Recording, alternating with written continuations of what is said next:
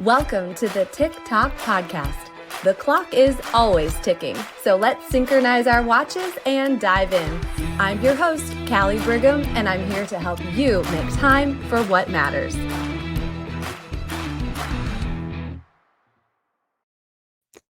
Hey friends, have you ever watched an episode of the reality cooking show?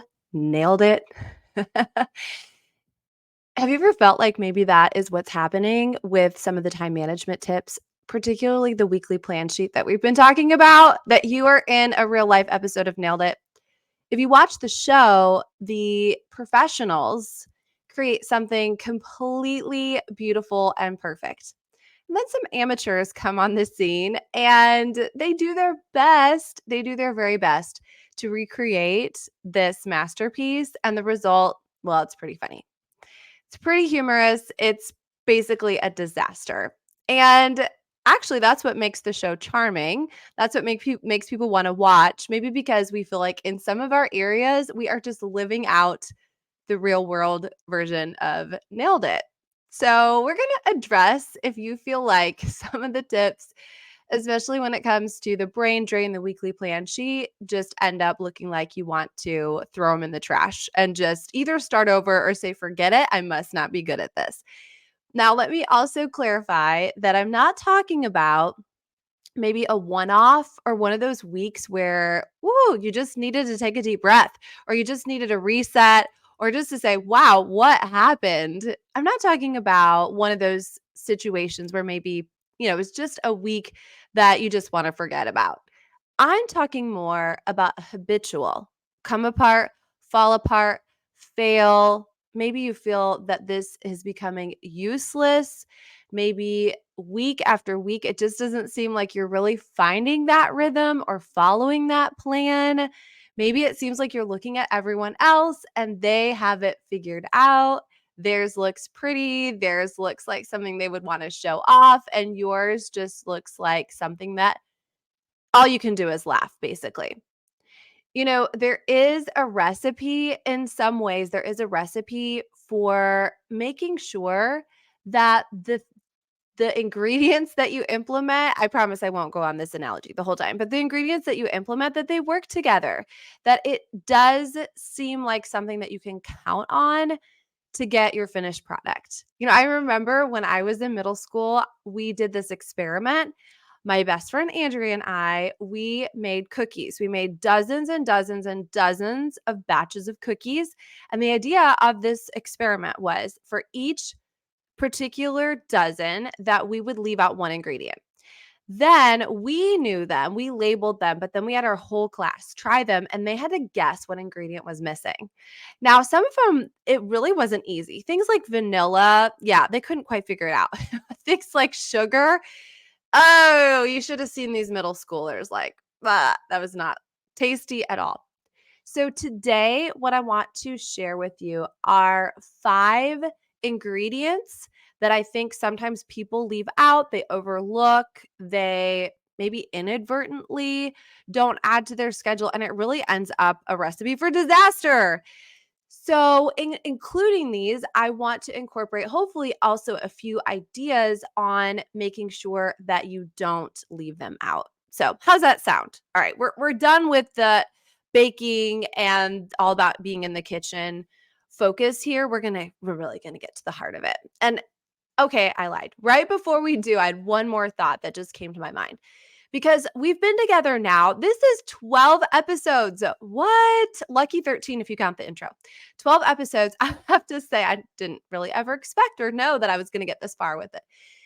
And I hope that throughout the little thread that has brought all of them together so far, that you're understanding that the best thing to do, in my opinion, is that you take something from each episode and you maybe just add it. You maybe just try it out. You maybe try it on for size and see if it fits. Because I want you to think of all of the episodes so far as little superpowers that you're just adding to your life, not to make it restrictive, not to make it look like somebody else's, probably not even going to be perfect, but it does allow you to have some peace, some balance. It does allow you to be more productive or whatever it is that you're here looking for. Okay, now let's get to the heart of it.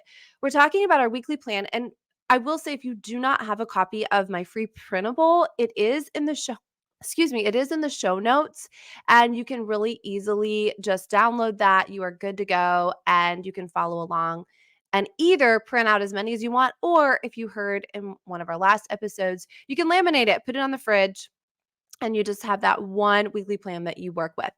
All right. The reason I think that we have these fails in the weekly plan sheet boil down to two main components. And they are, some of them are internal fails and some of them are external fails. So I'm going to give you 3 internal, 2 external for a total of 5 fails that we're just going to call out. We're just going to shine some light on them and say, whoopsies. I think I'm going to want to not fail at that. The first one is time estimation mistakes.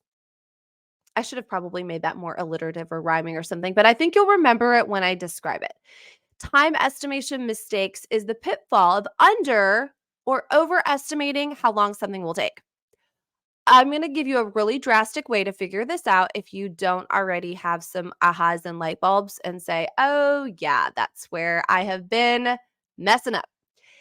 Most of them are going to fall under the underestimating of time, but here is a way that you can really get the reality check. And this is doing your weekly plan sheet in reverse. So instead of pre-filling it out on what you plan on doing, you're going to have a blank weekly plan sheet come Monday morning, and every 30 minutes or hour, depending on how in-depth you want to get, you're going to write down what you just did. It's kind of like a food diary, but this is a time diary. I did this one time as part of a course for an entire month. I even was told to color code it and everything. So all the like things were color coded. So work was one color, social was one color, time with, faith or whatever, all those things were one color. And then I had a bird's eye view at the end of the month to be able to see where my time was actually going. If you are already resisting this, I just want you to know this is not a judgment. This is not an assignment. You don't have to turn this into teacher. It's a reality check. It's going to allow you to have a much clearer picture of how long things normally take. So you can have a more accurate weekly plan sheet. I mean, you're the one designing it anyways. You're the one telling your time where to go. And I have an example of that. I have an example of one of my friends.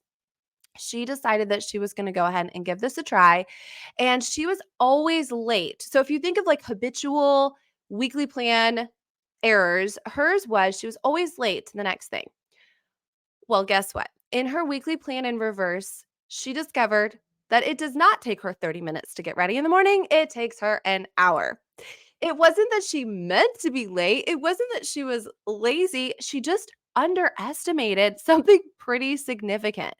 Once she started putting that in her weekly plan sheet and giving herself an hour, then guess what? It wasn't an issue anymore. And underestimating could also mean, well, I'm just going to scroll social for 10 minutes. I mean, it's just 10 minutes. And when you do your weekly plan in reverse, whoops, that was an hour. Or I'm going to carve out 1 hour for this lunch appointment or this meeting. And in reality, it's more like an hour and a half or 2 hours. And that's where we get tripped up. It's not that we are, again, it's not that we are filling our schedule too much or that we are, having some other time habit that's not helpful. It's simply just a matter of not knowing how long things really take. And the beauty of that is you can change that. You can give yourself a little wiggle room if necessary. You can go ahead and put the realistic time amount in there. You can stack appointments. So, for example, if you know there's certain phone calls that just take a little bit longer than you really would like to intend, then why don't you make those phone calls on your way to another appointment so there is a distinct deadline, a distinct time where you have to end that task so that your time stays on track. The other side of the time estimation mistake would be overestimating. Now, this is a little bit more rare because oftentimes those things never even make it into your weekly plan because those are things we try to avoid. We think that's going to take way too much time, therefore, I'm not even going to put it in. Or another scenario is when we give way more time to a task because we end up overthinking it. We're avoiding it, we're delaying it. When the actual task, if we just would do it, really doesn't take that much physical time. It's much more mental. I'll share an example of this in a few minutes. And if you're unsure about the most obvious negative result in this case, it is commonly known as procrastination. So the first fail that we have in our weekly plan sheet, and you can raise your hand and say guilty, guilty, is a time estimation mistake. This is one of the biggest ones. And the good news of this is easily fixable just with some awareness. So I want you to take that number one and say, yikes, if that is me, maybe I'll do a little case study on myself and see how long things are actually taking. Maybe it does take you longer to get to work than you realized. Maybe waiting on a grocery pickup does take a little bit more time, and you really just simply need to add that to your weekly plan. Number two is being overly ambitious with your plan. That can happen. Oftentimes we're feeling much more brave and courageous when we're setting the plan than when Monday morning actually hits. Or again, this is really about just opening our eyes to what's really happening. It's easy to be ambitious and brave in the planning stage, but we're going to want a balance between that ambition and some practicality. Some questions for you in this case could be, is this the season to go for this, to go for this promotion, to go for this increase in amount of volunteering, to go for the taking on something where I'm saying yes to? That has to do with furthering my career or furthering my ministry or furthering my influence. Does my time and my energy match my goal? And if it does not, something has to change. Either you've got to find some more time by eliminating other things, or it might be time to be realistic about your professional goal.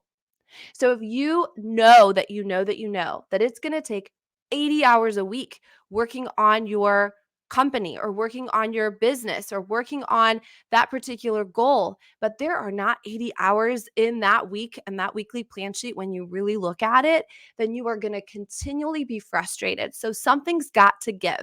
What is it? Is it the season for the yeses and nos, or is it the season for the goal? Number three, and this is still internal. So this is still an internal audit. First was time estimation. Second was being overly ambitious. And, give yourself some grace in this one too. I'm going to talk on further episodes about juggling and cradling. And there's just frankly times where it's just a better yes for one thing or another thing. That's why we can't compare.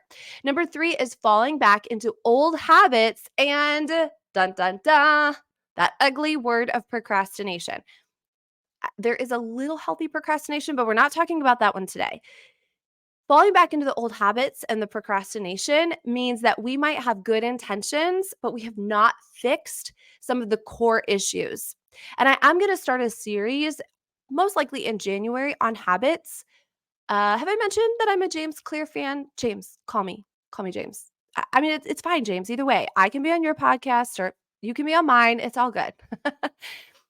What the habit is really what is going to be the engine that drives what we do, because we can be really excited about trying something new, but if we've not established the groundwork for the habit, then it's probably not going to follow through. And the biggest habit monster of them all, is that fair? They're all big, but one of the biggest monster habits is procrastination. And I'm going to I mean, if we can't be real on here, where we can be real, an example of this is packing for me. Remember that overestimating of time? Well, I think it needs hours and hours and hours because I spend way too much time thinking about that I have to do it and coming up with lots of ideas of avoiding it rather than actually doing it. I actually wrote this very podcast. And by the way, I don't like write it word for word, but I sort of summarize it because I would rather avoid packing. And when I was doing that, I was leaving for a trip in 16 hours, including sleeping time. And I was like, "Ooh, let me find something else to do, like write a podcast, then pack." I just don't like it. I don't want to do it. So it becomes this giant time block in my weekly plan. Because if I would just buckle down and do it, it actually doesn't take that much time. I call this type of procrastination creative avoidance. Yeah. So, I mean, maybe I need to scrub a toilet instead. And all of a sudden, my weekly plan sheet is completely off track because I am avoiding doing something. So, solutions for me in this are things like accountability. I have a couple of girlfriends. They know I don't like it. I've got to reframe that, by the way. That's my own issue. So I will literally take a video or a picture of the couple things I have laying on my floor in my bedroom and say, okay, I'm going to pack for 45 minutes. I'm setting my timer and I'm going to text you when I'm done and I'm going to tell you how far I've gone. Now, these people are not in my room. They're not going to call me in 45 minutes, but I have to stay accountable to the time that I'm invested. I try to make it better too. I give myself a reward. So maybe I listen to a podcast. I put my AirPods in and I listen to a podcast, or I reward myself. For example, after I am done doing this, and when I get done when I said I would, then I get to go on a date night with my husband, or I get to watch the movie with the kids because I've accomplished it. So I try to make it better with that reward. Maybe I'll pour myself something yummy to drink and sip on, I'll light a candle, and I will also try to remember that it is worth it. Wherever I'm going, it's worth it. But I will say, someday when I'm this uber successful podcaster, I'm going to pay somebody to do that for me. That's another one. You can buy more time, by the way. But we're talking about our weekly plan fails. Have any of these resonated so far? We're going to switch gears for the last two. These are external, these are extrinsic. These are things that are put on you based on other people, not just what's going on in your own head, your own brain, your own mind. So, number 4 in this case would be allowing urgent matters to distract you. So imagine they're like literally pulling you away from your weekly plan, or they're saying, shiny ball, look over here, squirrel, squirrel, squirrel. So I want you to take stock. What consistently throws you off? So, what is it that consistently pulls you away? If it's something that has to do with other people's demands, other situations that just always seem to need you immediately and have that urgency, then maybe also you are doing them because you have not set previous deadlines. Maybe you could plan ahead a little bit more. Stephen Covey talks about the 4 quadrants. Hey, Stephen, call me. You can be on my podcast. I'll be on your podcast. The 4 quadrants. He talks about things that are urgent and things that are important, things that are not urgent and things that are not important. And maybe you have a tendency to live in a world where things are always urgent, maybe not that important to you, but important to other people. So be aware of some of the things that distract you and maybe say, maybe I should have some pre-deadline deadlines so that I back things up a little bit more so things are not always like a chicken with my head cut off. And a way to do this is to ask yourself if you are honoring yourself and your time and your schedule. Do you value yourself enough to respect your own time? I mean, I could just pause on that for a second. Do you value and honor yourself enough to respect your own time? I mean, why would we expect anyone else to if we don't? If not, why not? What do you need to change to make that the case? Because you are worth it. Your time is important. Your time is valuable. And I want you to hold on to that. And maybe if there's nothing else from this podcast today, I know I'm talking to mostly women. Shout out to the couple guys that listen. It is honorable. It is honorable to treat yourself with respect. Imagine if somebody else treated you the way that you treat yourself. You would say, that is not somebody that I want to be around. That's not a kid that I would want to raise in that way. So, are you taking on other people's emergencies? One way that you can handle that, let's say that this has been something that, wow, I just always want to help. They need my help and they need it right now. I think it's to be prepared with an answer when this is not on your weekly plan sheet. You have taken the time to create and develop this ideal week, and now somebody else wants to steal that from you.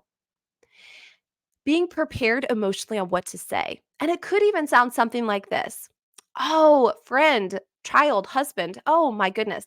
Wow, that has to be really challenging that that's happening to you right now. I really wish there was more I could do, but I believe you can figure this out. Let me know what happens. Or you could respond when you have it in your weekly plan sheet, when you have some time in your weekly plan sheet. And usually by the time you respond, they've already figured it out. So again, it's like, oh goodness, wow, that's got to be really challenging. that emergency just came up. I wish there was more I could do, but I believe you can figure this out. Let me know what happens.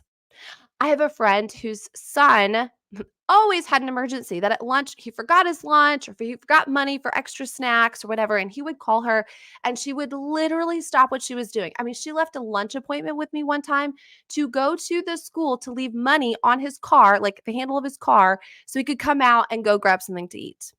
Well, we talked through this, and eventually this was exhausting for her. And she was never feeling like she was the master of her time.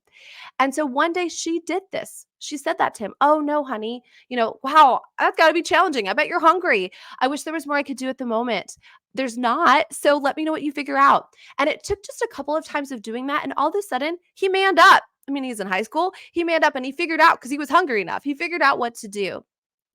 Other urgent matters could be notifications. I turned my ringer on silent when Braden Brigham was born almost 15 years ago, and I never have turned it back on except for maybe a handful of times in all of that time because I want to be more proactive. I set my schedule for a reason. I love the Do Not Disturb or the Focus app. Speaking of apps, maybe it's time to delete some apps. And the thing is, maybe not forever, maybe just for this week. If we're really intentional in this weekly plan, maybe just this week, I'm going to delete this app and I might go through a little withdrawals. I might shake a little bit, but I can always put it back on my phone next week. And then the chances are you may not.